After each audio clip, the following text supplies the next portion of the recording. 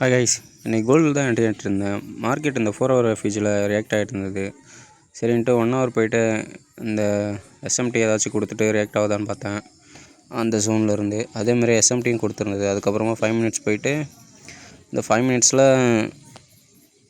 இந்த லெவலுக்கு கீழே க்ளோஸ் வச்சாக்கா என்ட்ரி எடுக்கலான்னு பார்த்தேன். நான் ரஷ் பண்ணி நான் என்ன பண்ணேன்னா 1 மினிட் போயிட்டு 1 மினிட்லேயே ஒரு எஸ்எம்டி கிடச்சி இன்வர்ஷன் எஃப்யூஜி வச்சுது.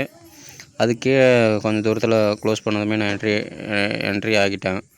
அதுலேருந்து 1:4 வரை போச்சு. ஆனால் நான் 1.3ல் ஆமாம் 1.3.5ல் 3.5 RRல் க்ளோஸ் பண்ணிக்கிட்டேன். அதுக்கப்புறமா இன்னொரு என்ட்ரி இந்த இடத்தாண்ட கிடச்சிது, இதோ இங்கே. ஆனால் நான் வெளியே இருந்ததுனால அந்த ட்ரேட் நான் போக முடியலை, அப்படியே விட்டுட்டேன். ஆனால் பார்த்துட்டு தான் நான் என்ட்ரி ஆகலை, அப்படியே விட்டுட்டேன். போயிருந்தால் இன்னொரு 3 RR கிடச்சிருக்கும், 2 RR கிடச்சிருக்கும். ஓகே ஃபைன், விடுங்க, நாளைக்கு பார்த்துக்கலாம். Okay bye.